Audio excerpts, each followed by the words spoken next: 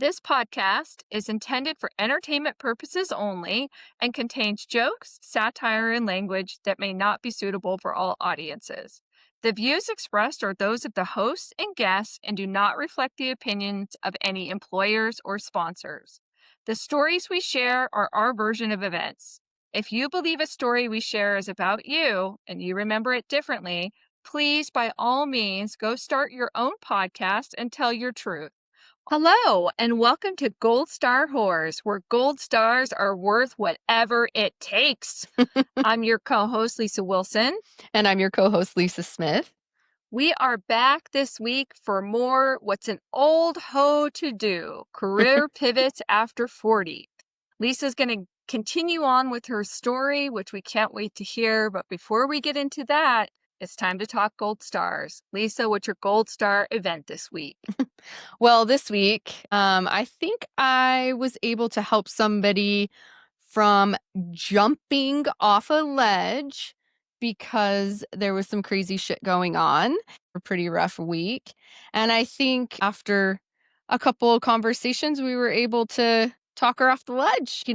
I know everything's going to be just fine. I feel it. I know it. But, when you're in it, it's kind of hard, kind of tough. So, I think that would be my gold star, that something that week ended positive.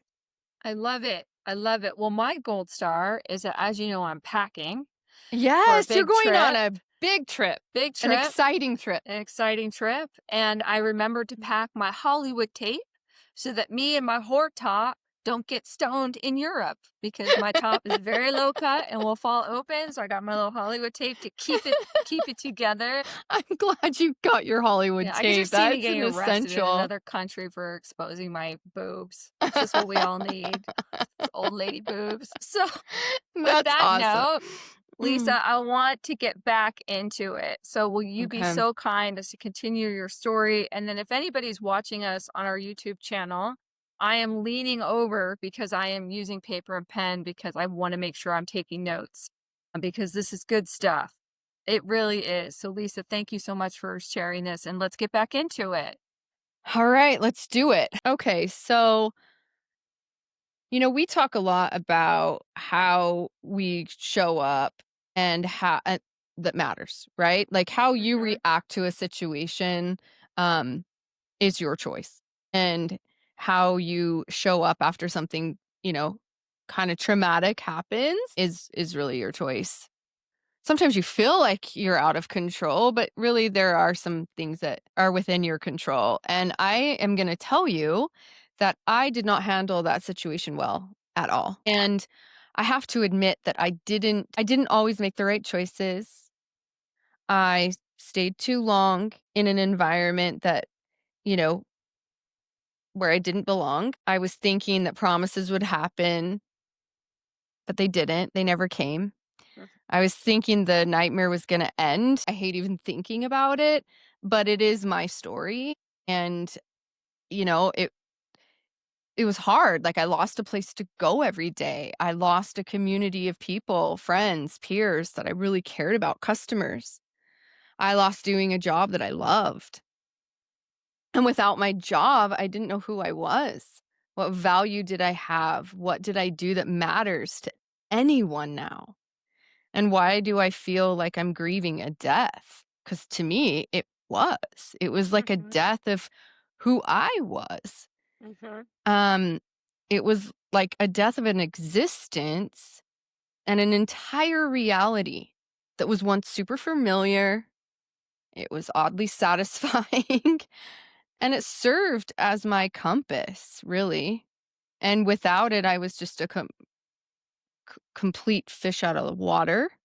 Mhm. I'd stay too long trying to hold up a sinking ship with bubble gum, Mhm. and I forgot to put on my life vest. So I had to make some changes, and it wasn't easy. And some days it was a downright freaking nightmare.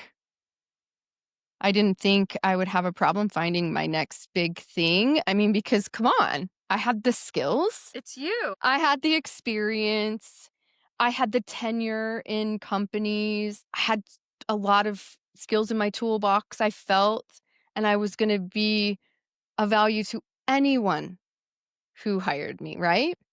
I had the drive, I had the determination, I had the network, but literally I couldn't land an interview for months. I was on the job market for almost a year. That's insane. I restructured my approach so many times, I've lost track. Nothing was working. I hadn't needed to interview for a job for a long time, but I was like, I've been the interviewer, thousands of people. Shouldn't be that hard. Mhm. Well, it was hard. I couldn't even get an interview to interview. I had reviewed thousands of resumes and applications and knew how to write one, for hell's sakes. Write a Mhm. compelling one, knew what I was looking for all the time. And that was going to be my superpower, right? The recruiting and the interview, the resume hiring process looks so different today. And I just was not prepared. It looks so much different than it ever really has. And I faced a lot of challenges in the process. And, nobody gave me a playbook. Nobody said, "Hey, Lisa, here are the things that you're going to probably encounter on your road to finding your next job." You don't have that. Mhm. You had to figure it out yourself. And I was kind of lucky to say, I was lucky. I had a friend going through a very similar situation, finding herself on the job market after 40, running into a lot of the same challenges. I mean, we very, very much parallel. We were also applying for the same jobs.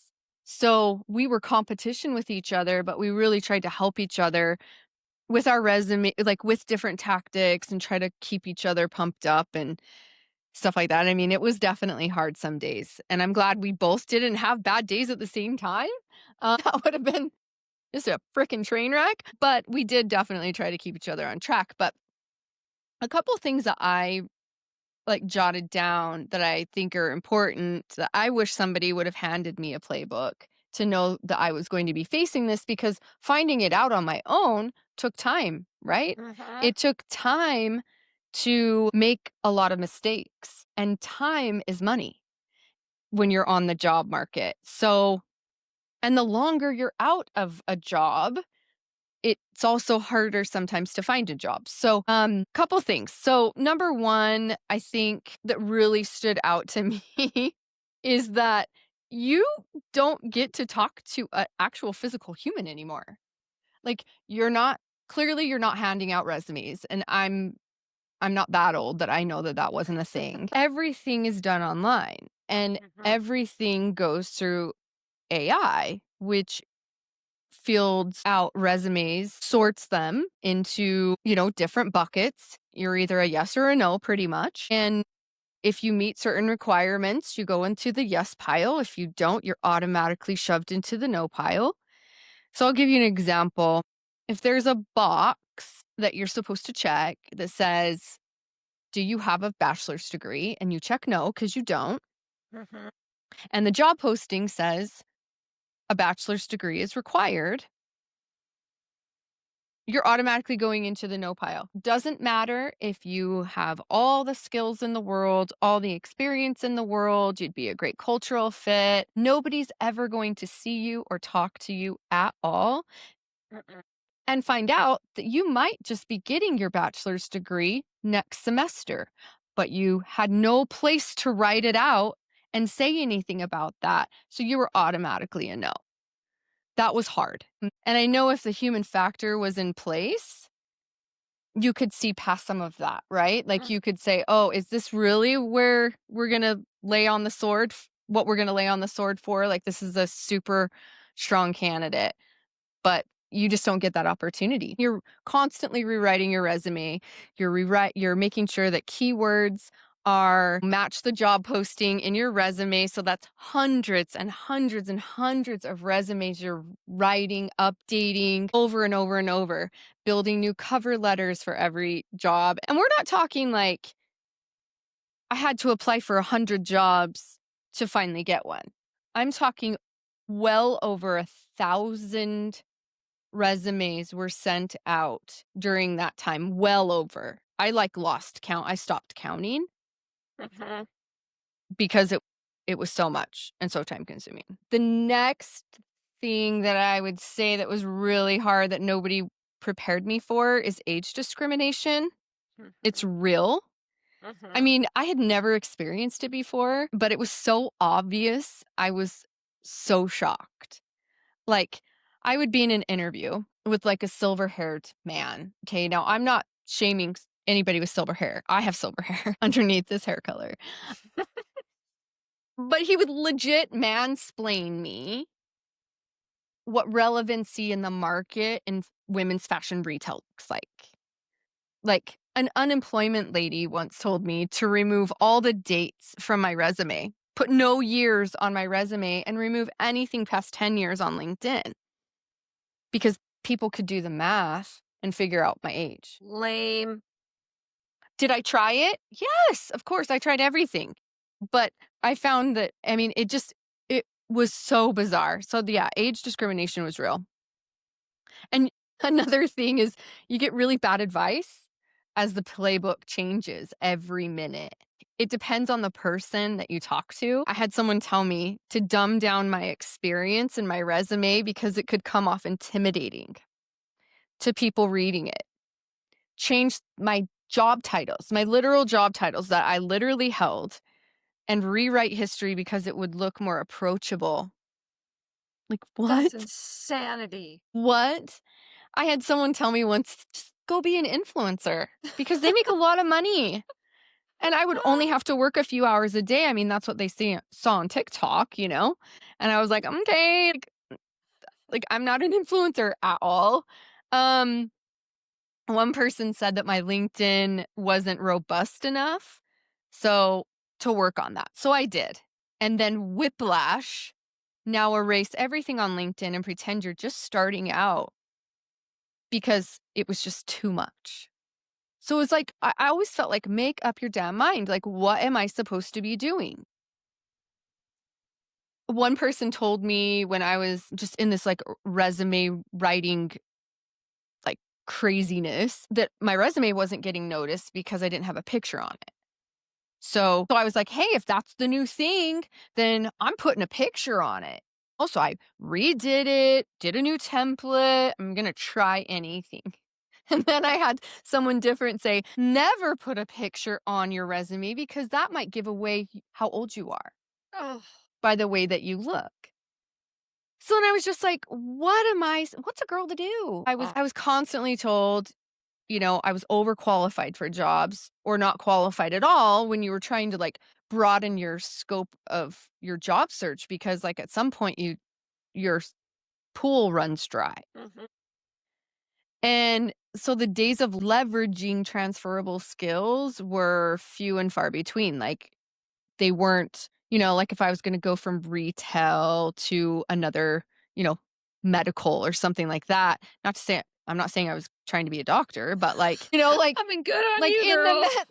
but like medical sales or something like that Sure, or yeah. Pharmaceutical sales. hospitality They or make a something like, bunch of just money. something a little different. Mhm. The transferable skills of leadership, um, accounting, like a lot of the things that I have a big background in, customer service, sales, all of that were just like, doesn't matter. Nobody also told me that many job postings are fake. So you would spend countless hours applying for jobs that were never going to be filled or roles that didn't ever even exist. And I found out after doing a lot of research and like seeing this constantly time and time again on LinkedIn and talking to friends that Mhm. these companies use this as a tactic to gain applicants for either future openings or just sheer contacts of people to sell something to in the Gross. future. I know it's so Gross. gross. And you just spend countless hours on these jobs you Mhm. think are real. Also, nobody told me that hiring managers kind of ghost you. There was the job market was so competitive at the time. There's so many people on the job market that they would post a job and get thousands of applicants, and just a lot of times they just either couldn't get through them all or weren't getting through them all. I mean, they don't have to get through them all, but you weren't getting that, like, courtesy email or, a callback in a reasonable amount of time. Like, no Mhm. freaking follow-up. You're just, like, ghosted. Um, I just felt like I was constantly always left hanging after I would put my resume into the void. The worst. It's so bad. I mean, and then maybe your resume got noticed. You made the yes pile. A hiring manager would call, set up an interview, and then your interview would be 3 weeks out. So then you're interviewing, and then you get passed on to the second interview. You're another 2 to 3 weeks out. So you're constantly in this holding pattern. And so I started looking out like, okay, the minute I sent out a resume, I was thinking, okay, it's probably if I'm lucky and I get this job, I'm 2 months out. And so if you don't have a bunch of things in queue, then and that's if you got a call. Right. So it was some dark times. It was really, Oh, really I challenging imagine. to kind of navigate. But overall, I landed a handful of interviews. I was on the job market, like I had said, for almost a year at this point. My savings account was quickly diminishing. You don't go from solid salary to like nothing and Mhm. for that long, and it doesn't like hurt. No. So the pressure at that point was like at an all-time high, I think. And eventually I received a job offer, and it came to me with a really great brand and an opportunity to work with some really good people. And at the time it was just what I needed. Was the offer half the salary that I had made before? Yes, sure was. Was the commute 4 hours a day? Yes, it was. Was the title offered an individual contributor role versus an executive role? Yes, it sure was. But was I stoked and happy to start? Hell yes. I Mhm. could not wait. I couldn't wait. I jumped at the opportunity. Someone had taken a chance on me, finally. Mhm. And honestly, when I needed it the most, and I'm going to always be grateful for them, I thought I would stay there. I thought I would honestly stay with this brand for a super long time. Maybe work my way up as their business grew, learn new skills, learn from them, learn from a new side of the business that I hadn't been in before. And I had to eat a lot of humility pie every day. um, you know, I had to be humble, and I had to know that I didn't have all the answers, and I had to remember that I was once again kind of starting over with that opportunity, and I was not only grateful, but I was also like kind of out of my element as well because I wasn't leading. I wasn't doing all the things that make me feel like passionate. Mhm. I was doing the work. I was trying to get from point A to point B. Um, and there's just maybe always something I just like always wanted more. Sure. And I just don't know if there was the capacity at the time for more. Does that make Mhm. sense? Yes. And it's not a bad thing. I just don't know if I was there at the right time. Right. And so, I mean, eventually I needed to relocate for personal reasons and could not maintain my position there. So I was going to, be on the job market again. Yay for Mhm. me. Um, I phoned a friend Mhm. and connect who was, yeah, I mean, clearly highly connected in the industry. That was super foreign to me, but I had to take a chance. It was worth a shot. Had to see if there was anything that was available that I could be a fit for, that I could use my transferable skills that I knew mattered and that I knew somebody would appreciate. I mean, hell, what did I have to lose at that point, right? Yeah. Um, so here we are. Now I've Mhm. completely shifted industries, completely doing something I've never done before. I have new colleagues. I have a work-life balance, again, that I've never had.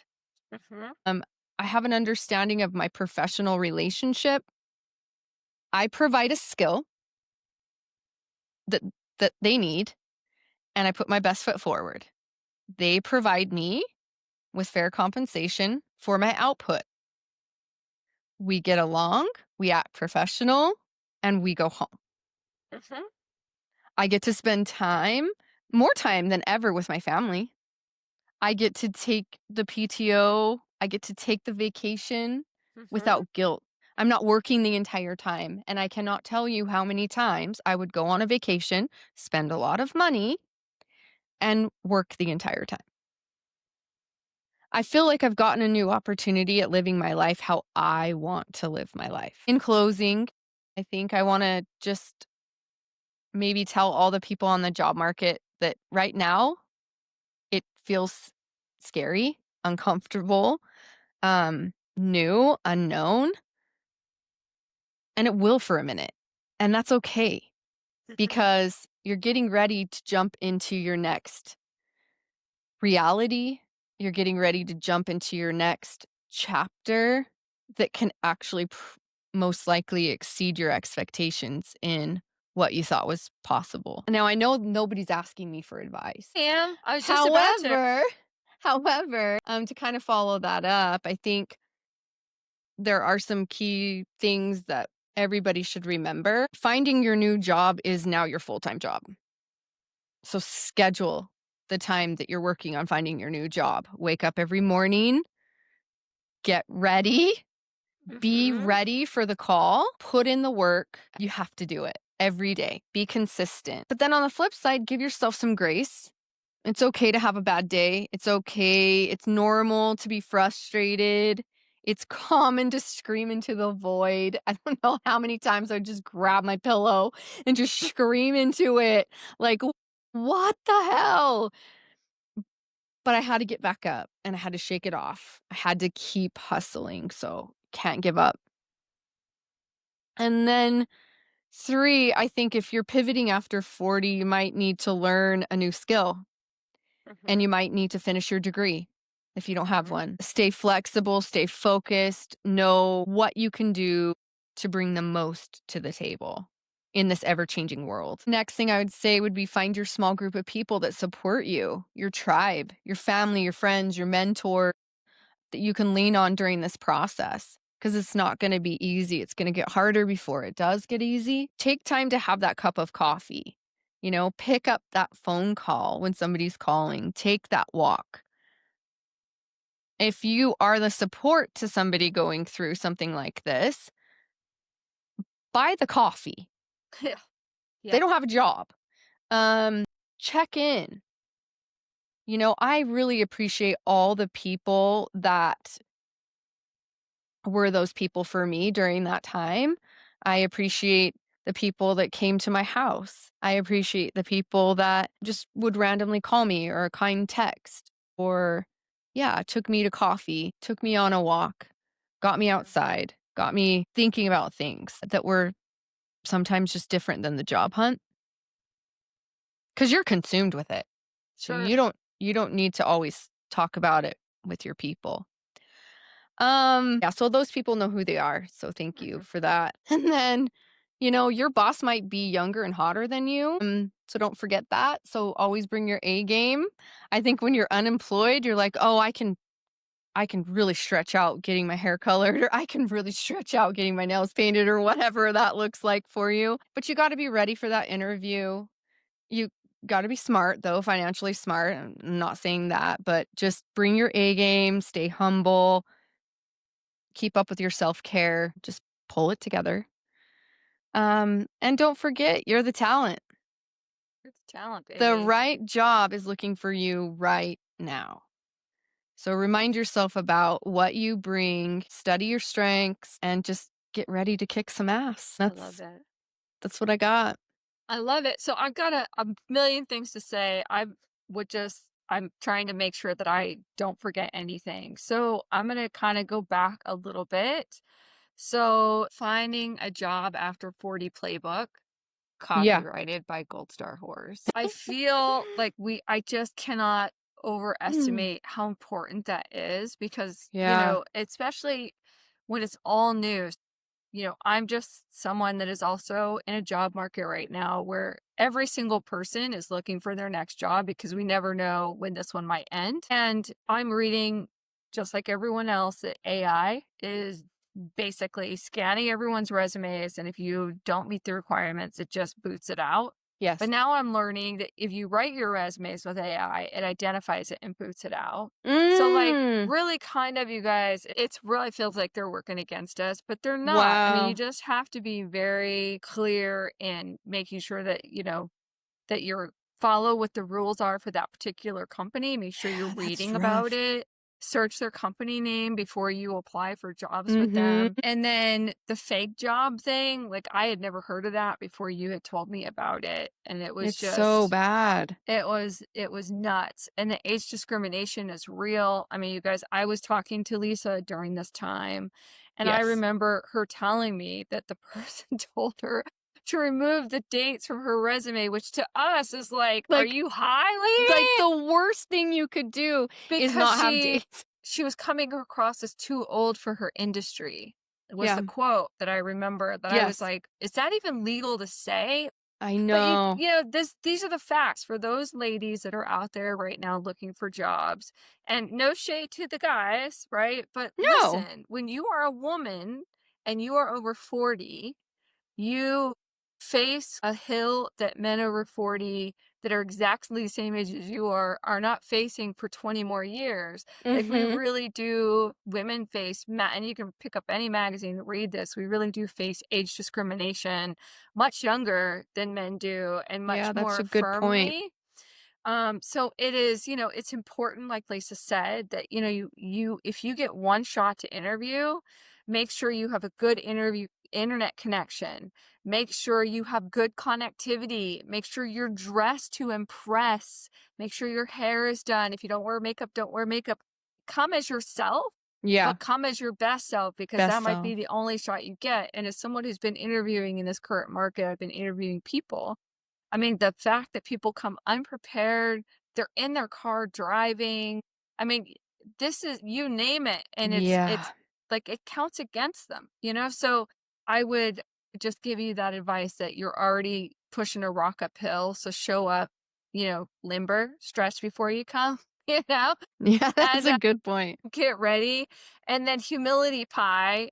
So listen, especially if you're our age and you've been in positions where you've led teams and you've been in positions where you've led companies or brands, sitting with yourself as the only person you're in charge of can be rough. Real rough. Really, real rough. And if you don't know what I'm talking about, you're lucky because it is tough to go from being everyone's go-to person to being someone's My Girl Friday, where you're like making copies, getting coffee, scheduling lunch for everyone. When you're like, don't like it's real Real tough to rough. chew that back, but you do it. And I'll tell you, as someone, Lisa and I have these conversations a lot. As someone who went from managing large teams of people to someone managing just themselves for the most part, I love it. I have really leaned into being my own person and being my own boss and knowing, like, I don't think I'll ever be a person like women, we really profoundly do this. What you do is not who you are. Yeah. And I fight and struggle with that all the time.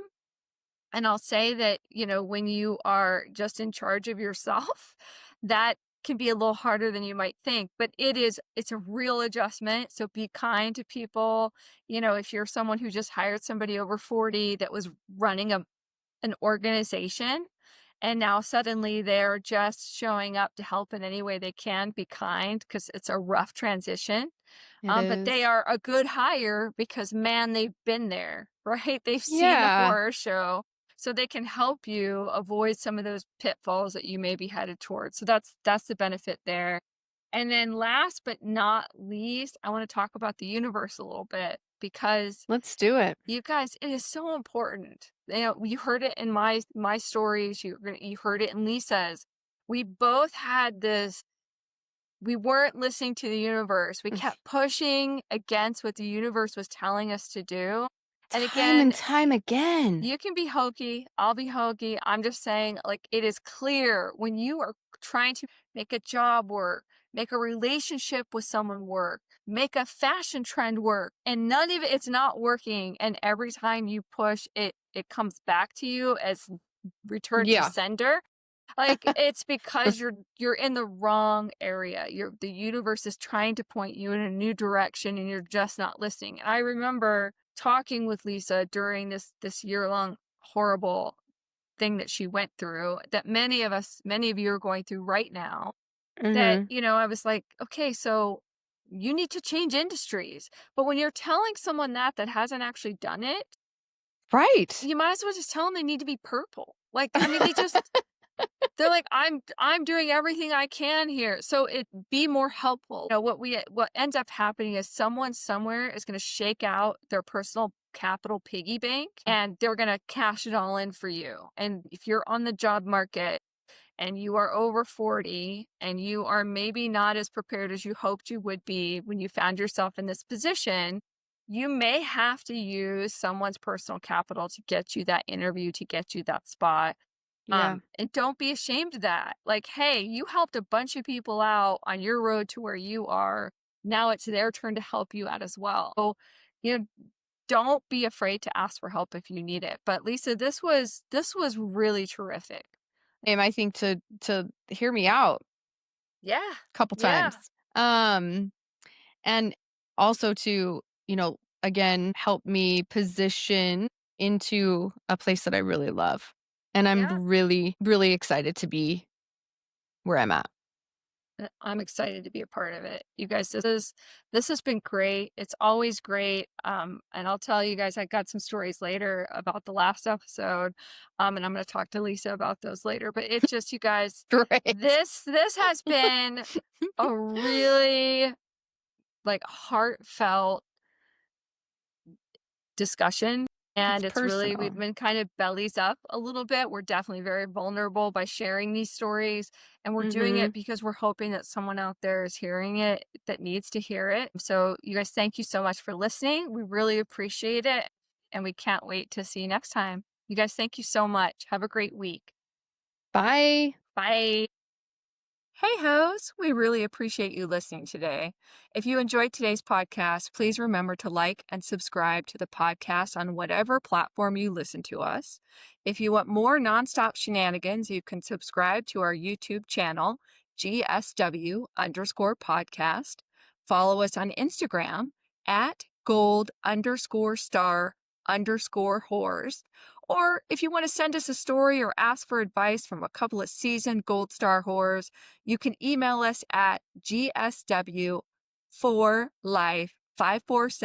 gsw4life5472@gmail.com. We'd also like to give Rob a special thank you for all your help with editing and helping us to create our logo. You really are an amazing gold star whore.